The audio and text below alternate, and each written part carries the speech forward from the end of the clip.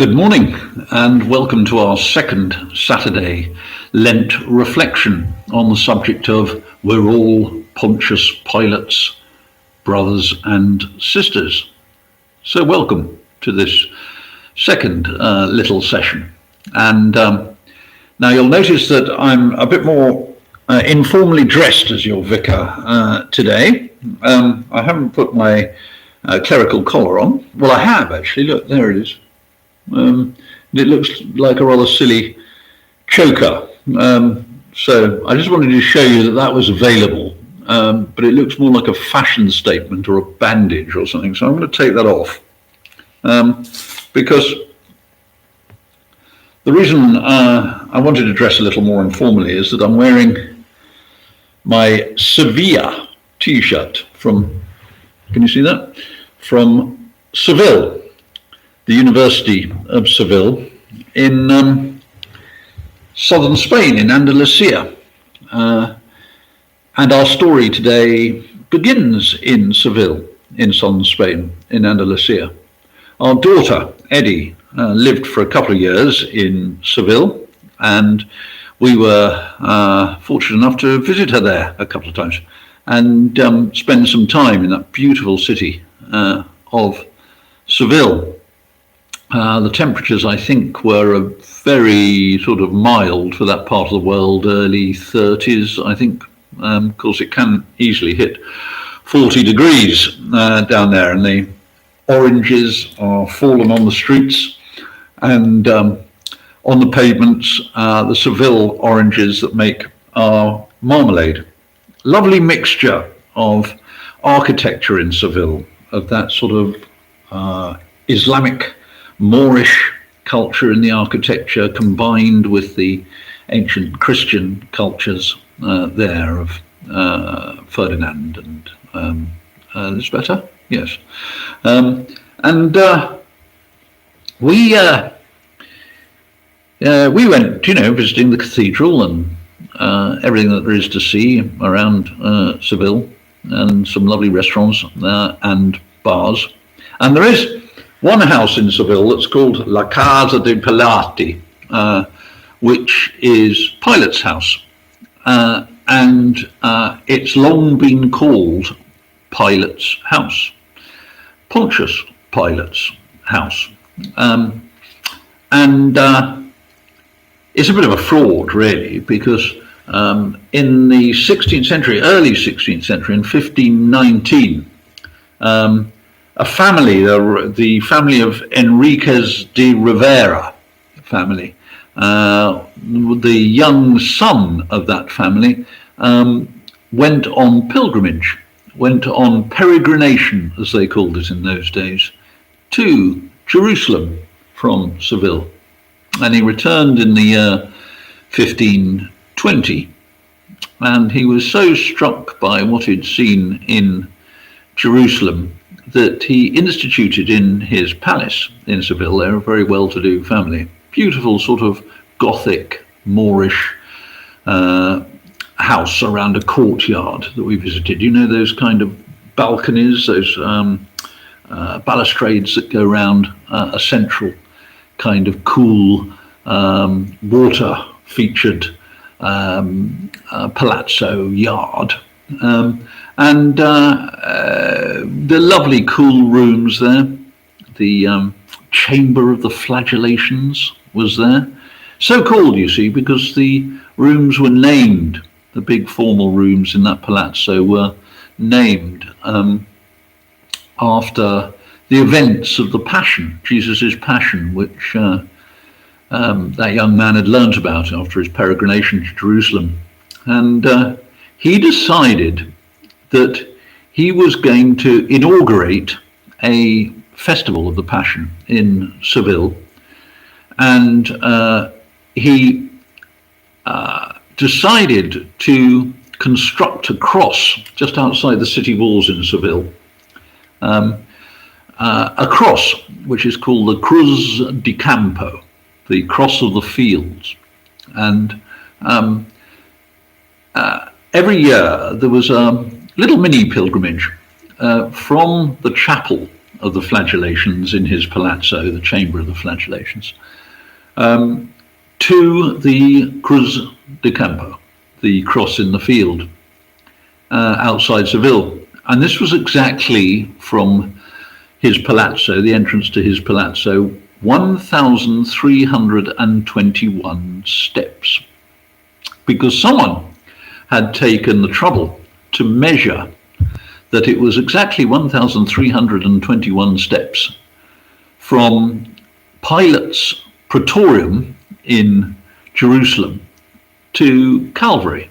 So it was 1,321 steps that Jesus needed to take, carrying his cross from the Praetorium out through the city walls of Jerusalem to Calvary at the event of his crucifixion.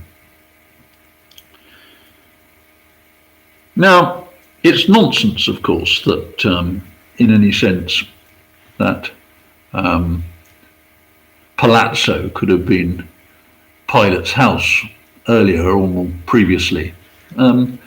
It was, if you like, a sort of tourist trick, a pilgrimage trick, to have it called Pilate's house. The first time it was called Pilate's house, I think, was in 1754, some 17 and a half centuries after Pontius Pilate had been governor of Jerusalem. So it's nonsense to suppose that Pilate, in any sense, lived in Seville. But there are older legends of him being from Sevilla. And, of course, there's rumours that he came from Catalonia, another area of Spain. If he did come from Catalonia, he would have been considered something of a brigand and a robber, because brigands and robbers in Rome at that time were known as Spaniards. They just called them Spaniards, footpads, pickpockets. The violent ruffians of the street were just called Spaniards. It was a bit rude. But it was if Pilate did start and work his way through some military service in Spain to get to Rome, then that is rumoured to be how he got there. One story as to why and how he got there relates to him marrying, which is a matter of record in the Roman histories, and indeed she's referenced in our own Gospels. He married Claudia Procula, and she was a very well-to-do young woman, and he met her at Tiberius's court, where he was smooching around and trying to make his way. And the Emperor Tiberius wasn't at all pleased with his daughter marrying below herself to this ruffian, this Spaniard. So on the day of their wedding, the story has it, after the ceremony had been conducted, Tiberius, who was a witness at the wedding, handed the young Pontius Pilate a scroll which he unravelled and discovered that he'd been sent to Judea, to Jerusalem, to be governor there. And he didn't see his wife for another 6 years. But he didn't disobey the emperor, and on a later Saturday we'll see how Pilate's relationship with Tiberius wasn't the greatest. He had rather a difficult relationship with his father-in-law, but that's for another time. There's Pontius Pilate sent to the back posts of Judea for having the gall, the cheek, to marry the emperor's daughter. Now, so I don't keep you too long. Let me just see where I've got to. So He could have come from Spain, though certainly not from Pontius Pilate's house in Seville. So, another legend has it that he was born in Italy, near Rome. And scholars tend to think this is perhaps one of the more plausible theories, because I think the tribe he was part of was the Pontii of Samnum, because a name like Pontius would have come from the Pontii. Pontius, he was of the Pontii of Samnum, which the Romans defeated in battle and made their own soldiers. And it was said that Pilatus, the young Pilatus, was skilled with the javelin, and that's how he got his name. Because I've got to get the Roman word right here. The pilum is the spear that Romans had for battle. It was quite a fearsome weapon, but you had to have great skill to use it because it had great balance attached to it. It was made of 5 foot of wood followed by 2 foot of untapered soft iron.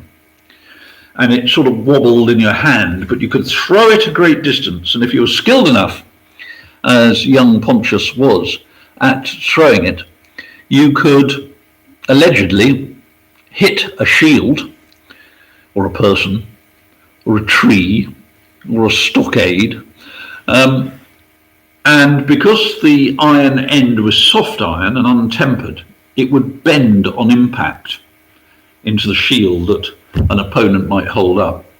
And the importance of it bending meant that it couldn't be thrown back. It was a boomerang that didn't come back. So an early strategic weapon, in as much as I'm going to throw it and try and kill you, if it hits one of your defences or sticks into anything over on your side, the end is going to sag and you can't throw it back. So quite a skilled weapon to use, but that would be it. Pontius from the Pontii tribe, Pilates, because from that use of the javelin. And he knocked about Rome, the story went, and greased up to the various people in order to get junior jobs in local government. Well, there's a third legend, and the third legend is that he was born in Germany, in near Mainz on the Rhine. There's a place there still called Pilate's Field, but that may not have any more provenance than Pilate's house in Seville in Spain. But anyway, in Germany, they had in the local museum there near Mainz, in the little town where Pilate was said to have been born, in the museum there, as recently as 1936, they had a pair of red trousers, which by tradition German children in ancient times wore. It was their first pair of trousers made, and they were dyed red, and these were said to be Pontius Pilate's trousers when he was a boy. I think they were lost in the Second World War because the last sighting of them was 1936.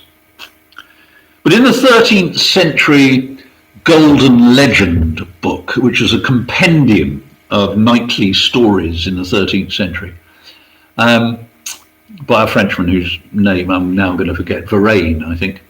In the Golden Legend, which was principally the lives of the saints, but there were lots of other walk-on point parts, the story is told about how King Taras, who is a local king in that part of Germany, and had those kind of rather basic king-like urges of those times. Anyway, he decided that an attractive young woman was going to lay with him, as it said, and her name was Pila. And anyway, the king had his way and went on his way. and young Pilate conceived a child, and the baby was born. It was a boy, and her father was called Atus. So she simply combined her name and her father's, Pilate and Atus, and made Pilatus or Pilatus. And that's where the Pilate comes from, the rumour has it. The legend, in the Golden Legend, continues that he was then sent to King Tyrus's court because it was felt that King Tyrus could own up to having born this child. Not that he needed to, really. Kings could do what they like. But he would be sent to his court as one of his illegitimate children. And whilst in that court, the boy Pontius Pilate, or Pilatus, I should say, he got into a fight with one of the king's real, legitimate sons and killed him. Young Pilate was a bit of a ruffian, and he killed this boy accidentally or possibly in a fit of anger. Anyway, being a half son of the king, they decided they couldn't put him to death, so they sent him to... Did they send him to Rome? I think they did. Yes, they sent him, Pilatus, to Rome, where he got into another fight promptly. He sounds a bit like Caravaggio, the painter, always in fights. Got into another fight, killed somebody else in Rome. So he was sent, and here's where Pilatus' name makes sense. He was sent to the island of Pontus, which is off Asia Minor, or was in those days off Turkey, and became Sir Pontius of Pilate, of Pilatus. No, Sir Pilatus of Pontius, I should say, because he was of the island. So he became Sir Pilatus of Pontus, that island, which he helped to govern. You see how his name was coming about in this legend. And he made a decent fist of it, governing this island to everyone's surprise. And he caught King Herod's eye, or words got around of up-and-coming young people. And there he was on this island, making a decent job of governing this island of Pontus, off what we'd now call Turkey. And so he was summoned to Jerusalem by King Herod to say, I want you to be a local governor here. And that's how he got there, rumour had it, to Jerusalem. Now, there we have three backstories of Pontius Pilate: Spain, Italy, and Germany. Take your pick, in a way.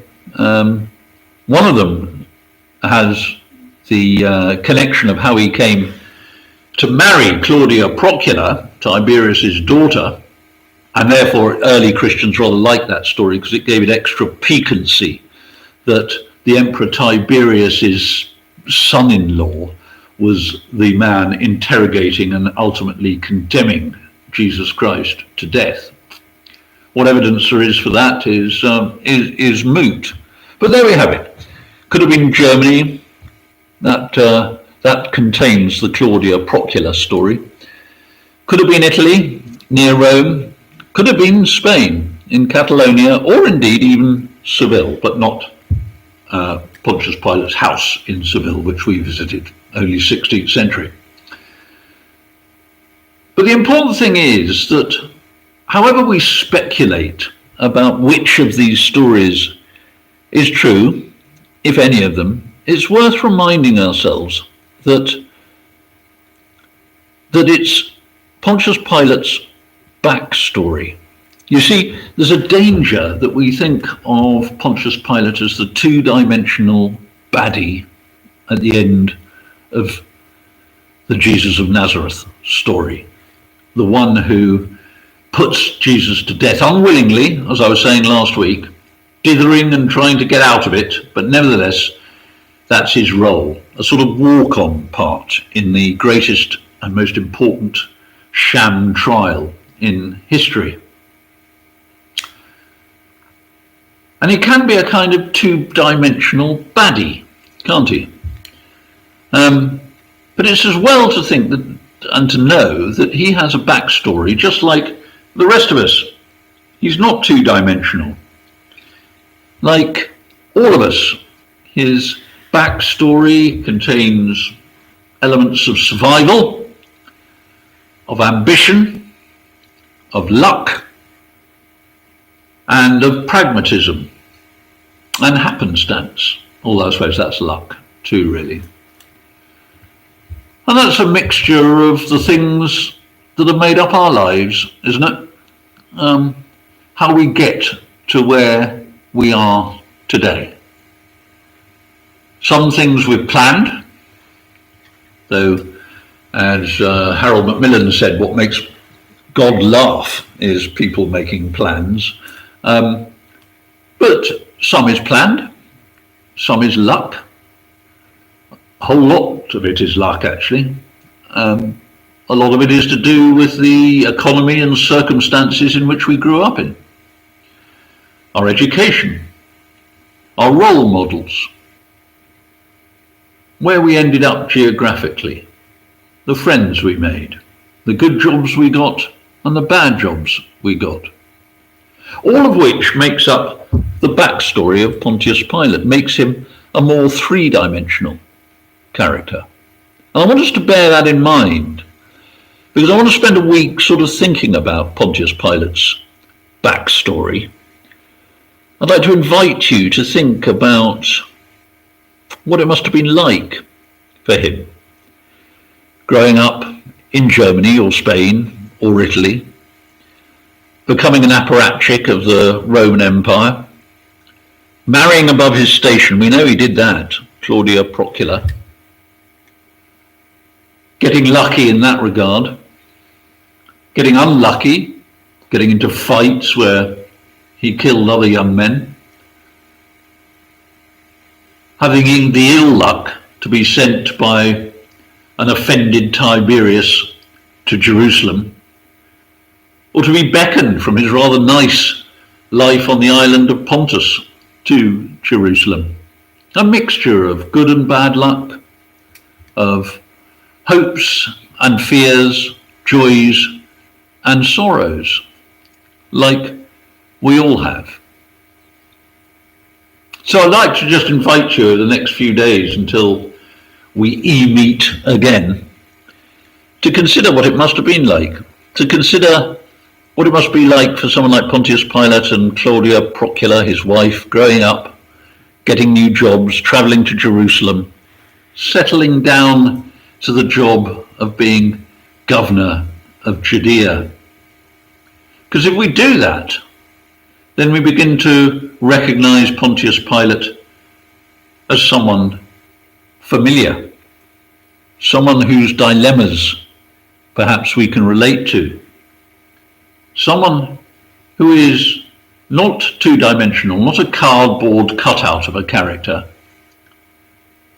but a human being, someone to whom we can relate.